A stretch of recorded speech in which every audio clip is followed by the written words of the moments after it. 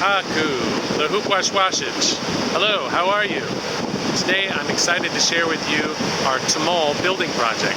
We're building 2 plank canoes, traditional canoes, to be taken across the channel to Santa Cruz Island. And this is in collaboration with Alan Salazar, Chumash and Tataviam storyteller, and Peter Howarth, consultant, who has built 13 of these traditional watercrafts so far, and the Barbareño Ventureño band of Chumash. And this is all funded by Patagonia.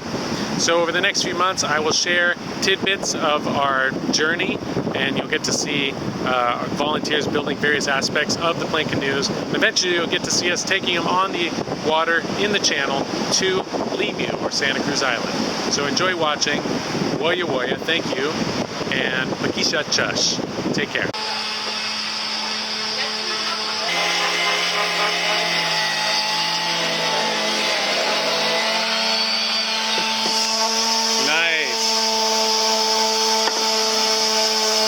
What are you making? Paddle. Ah, yes. Perfect. That method is really interesting. It works so good for him. He did this one with that method. Nice. Oh, let me see. So Lincoln did this with his chin. With his chin. Wow. Good job.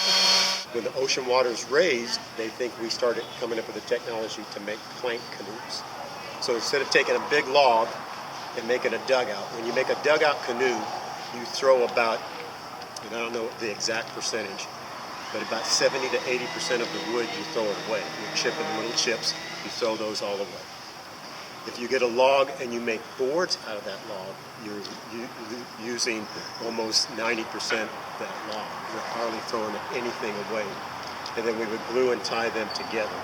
So flat bottom canoes are tippy, but they also carry a lot of weight. So our 24-foot TOMOL that we're building here, we'll probably start with around 350 pounds of sandbags. The paddlers in the front will be kneeling on those sandbags because our canoes are over 2 feet deep, so we want to be up high enough to get over the sides and paddle.